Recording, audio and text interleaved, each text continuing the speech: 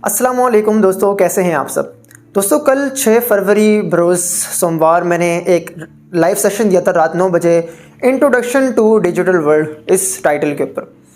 और जैसा कि मैंने अपने थंबनेल में बताया था कि इसमें हम देखेंगे कि ऑनलाइन अर्निंग क्यों ज़रूरी है, डिजिटल वर्ल्ड क्या होता है और हम ऑनलाइन अर्निंग कैसे करें।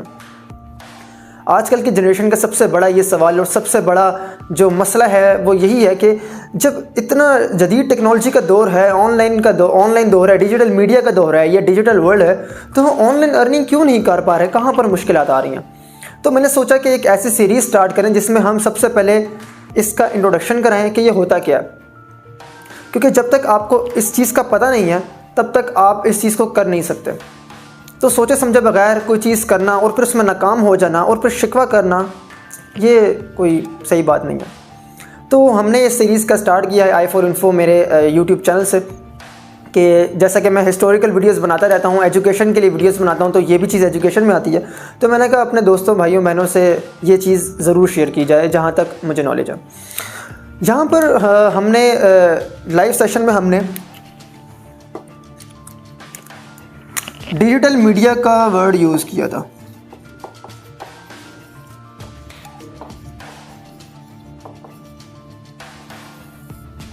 लाइव सेशन में चूँकि कमेंट्स वगैरह हो रहे थे और मैं कमेंट पढ़ने में भी मसरूफ़ था और कुछ कम्युनिकेशन गैप इस तरह का था कि मैं लाइव पहली बार यूट्यूब पर आया था तो मुझसे सही तरह वो मैनेज नहीं हो पाया। तो वहाँ से मैंने ये नतीजा अख़ज़ किया कि यूट्यूब पे लाइव आकर मैं ये चीज़ नहीं समझा सकता। हाँ, मैं रिकॉर्डिंग्स कर सकता हूँ। बाज़ दोस्तों ने इसरार किया कि इसकी लाइव सेशन की शॉर्ट सी समरी है वो मैं रिकॉर्ड करके अपने यूट्यूब पे लगाऊँ और उसको फिर उसमें जो समरी थी उस पूरे 1 घंटे के सेशन की समरी मुख्तसर करके वो मैं साथ आपसे शेयर करूँ। तो सेशन में इंशाल्लाह ताला मज़ीद गूगल मीट पर देता रहूँगा, गूगल मीट का लिंक भी मैं शेयर कर दूँगा। फ़िलहाल हम ये टर्म यूज़ करते हैं डिजिटल मीडिया। डिजिटल मीडिया में बहुत सारी चीज़ें आ जाती हैं, जो भी आप मतलब आप ऑनलाइन अर्निंग का सोचते हैं, किसी रिसर्च वर्क का सोचते हैं, कोई चीज़ बेचने का सोचते हैं, वो सब डिजिटल मीडिया के अंदर आ जाते हैं। अब ये डिजिटल मीडिया है क्या? सबसे पहले हम आते हैं टर्म मीडिया के ऊपर। ये टर्म मीडिया, ये एक लैटिन वर्ड मीडियम से निकला है जिसका मतलब इंटरमीडिएट या फिर दरमियाना या फिर कोई ब्रिज। मिसाल के तौर पे एक ब्रिज है। सपोज़ ये एक सेंडर है, ये एक रिसीवर है, इनके दरमियान ये जो ब्रिज है ये इनका मीडिया। अब हमने देखिए, हम कोई चीज़ बेच रहे हैं, हम वो किसी के साथ लिंक हो रहे हैं, हम कोई चीज़ ख़रीद रहे हैं, हम किसी के साथ लिंक हो रहे हैं, हम कोई रिसर्च वर्क कर रहे हैं तो हम नॉलेज गेन कर रहे हैं, कोई नॉलेज दे रहा है, और हम कोई कॉल कर रहे हैं, कोई मैसेज कर रहे हैं, तो एक सेंडर होता है, एक रिसीवर होता है। दोनों केसेस में ये दोनों चीज़ें यूज़ होती हैं।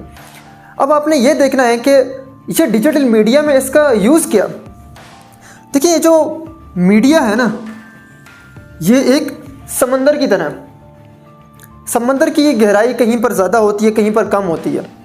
अगर हमें पता ही ना हो कि इस समंदर की डेप्थ कितनी है और हम बग़ैर सोचे समझे उसके ऊपर कदम रख दें तो बहुत चांस होता है कि हम डूब जाएं, बहुत कम चांस होता है कि हम कामयाब हो जाएं।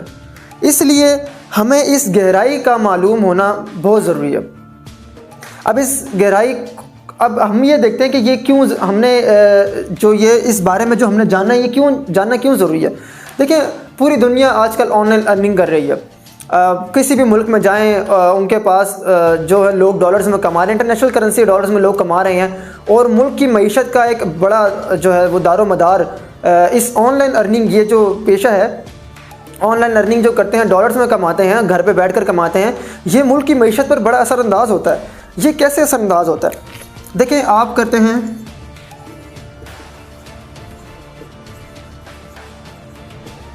Online earning. ऑनलाइन अर्निंग की सूरत में आपको आपका इंटरनेशनल क्लाइंट देता है डॉलर।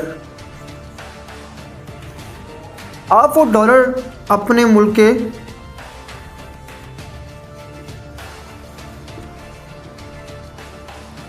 स्टेट बैंक को देकर उनसे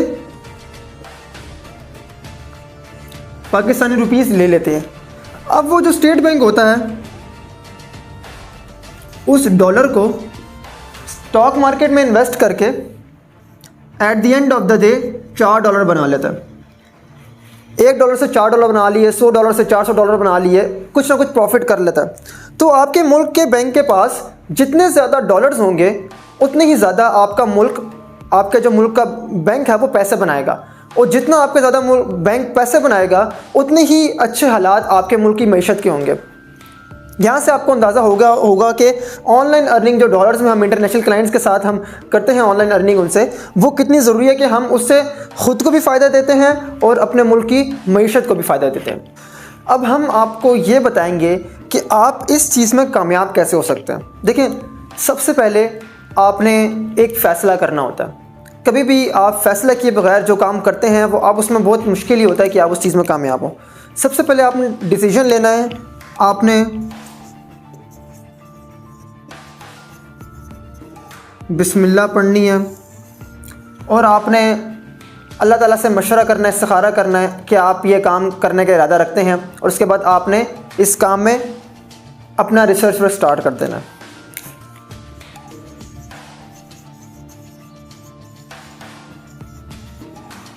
अच्छा, रिसर्च वर्क क्या है? रिसर्च वर्क से मुराद ये है कि सपोज़ आप मिसाल के तौर पे आप यूट्यूबिंग करना चाहते हैं।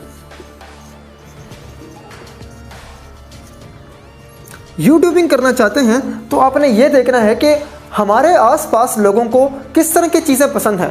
मिसाल के तौर पे अगर आपको ख़ुद खाने का शौक़ है तो आपने ये देखना है कि कितनी ऑडियंस को खाने का शौक़ है और किस तरह के खाने का शौक़ है, आपने उस पर होमवर्क करना है।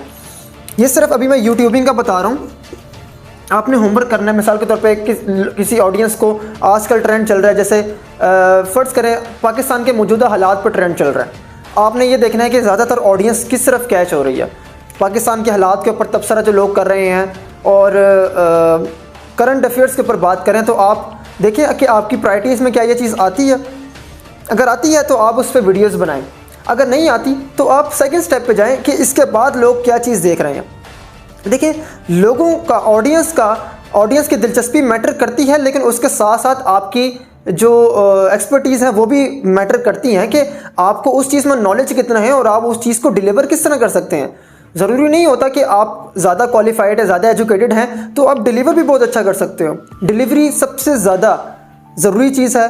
आप जितने मर्ज़ी बड़े PhD स्कॉलर भी हो जाए, जब तक आपकी डिलीवरी अच्छी नहीं है, you are not a good teacher. आपने अपना रिसर्च वर्क करना है, यूट्यूबिंग से रिलेटेड जो भी आपने करना है। इसके अलावा आप फ्रीलांसिंग कर सकते हैं। फ्रीलांसिंग आप किन चीज़ों की कर सकते हैं? मिसाल के तौर पे कॉपी राइटिंग,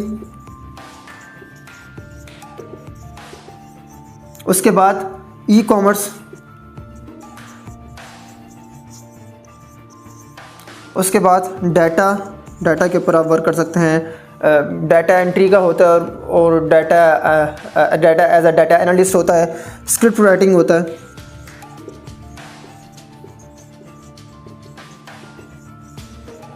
स्क्रिप्ट राइटिंग में ही आपका ये जो कंटेंट राइटिंग है वो एक ही सेम ही चीज़ होती हैं, उनमें इतना कोई ख़ास फ़र्क नहीं होता। मेन चीज़ क्रिएटिविटी है।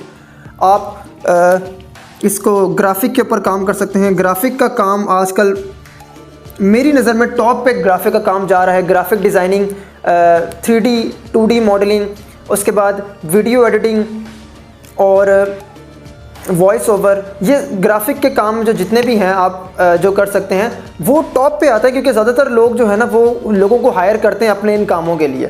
तो मेरे ख़्याल में जो मैंने जहाँ तक मेरा मुशाहिदा है, ये फ्रीलांसिंग में जो ये चीज़ें हैं ये टॉप ट्रेंडिंग में जा रही हैं। ये वो चीज़ें हैं कि जिनसे आप अपना स्टार्टअप लेने का सोच सकते हैं। देखिए, सबसे बड़ा जो फ़ायदे का काम ये है कि इन चीज़ों से सपोज़ अगर आप नाकाम भी हो जाते हैं फिर भी आपको सीखने को बहुत कुछ मिल सकता है।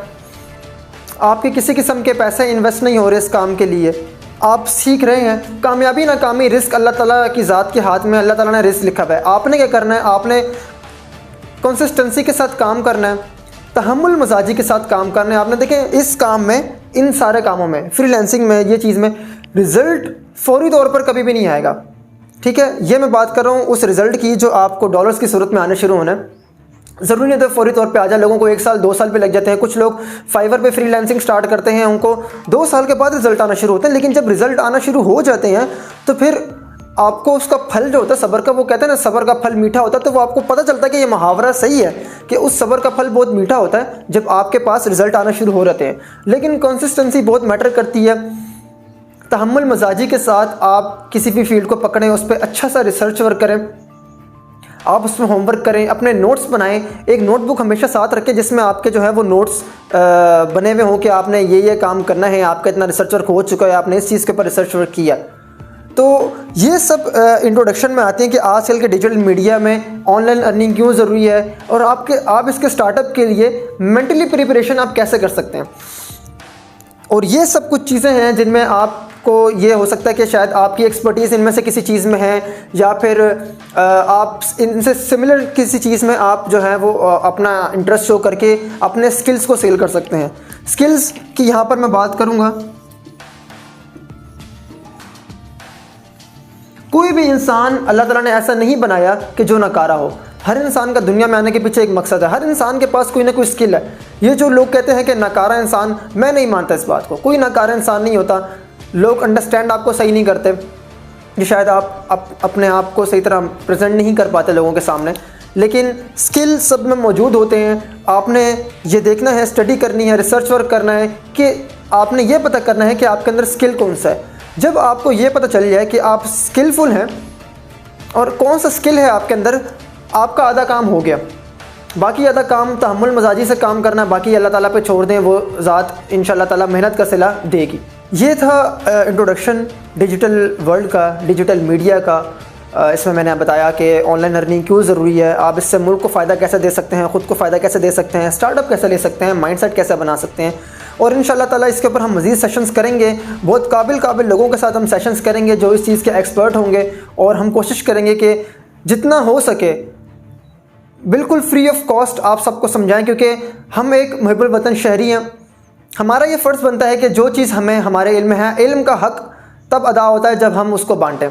तो हमारे इल्म में जो चीज़ है वो इंशाअल्लाह ताला हमारी कोशिश होगी कि हम आप सबके साथ शेयर करें। डिस्क्रिप्शन में मैं अपना गूगल मीट का लिंक शेयर कर दूंगा, और आप लोग चाहें तो मुझे सोशल मीडिया के थ्रू गूगल पे आप सर्च भी कर सकते हैं। i4info के नाम से मेरा यूट्यूब चैनल आप सब्सक्राइब करें और बेल आइकन पर ज़रूर क्लिक करें ताकि इस तरह की इन्फॉर्मेटिव वीडियोस के नोटिफिकेशन आपको मिलते रहें। और कमेंट में ज़रूर बताइएगा कि क्या मुझे इन सेशंस को कंटिन्यू करना चाहिए, क्या आप इस तरह की चीज़ें सीखना चाहते हैं, आपको इस चीज़ में इंटरेस्ट है। अपनी राय का इज़हार कमेंट बॉक्स में ज़रूर कीजिएगा। दोस्तों, अगर आप ये जानना चाहते हैं कि खुदा ना खास्ता अगर पाकिस्तान डिफ़ॉल्ट हो जाए या इस तरह के कोई भी हालात पैदा हो जाए तो उस सूरत में हमें क्या करना चाहिए, और ये डिफ़ॉल्ट होना या डिफ़ॉल्ट रिस्क होना होता क्या है, तो ये जानने के लिए आप इस लिंक पर क्लिक करें। अगली वीडियो तक दोस्तों अपना बहुत ख्याल रखिएगा। अल्लाह निगहबान। पाकिस्तान जिंदाबाद।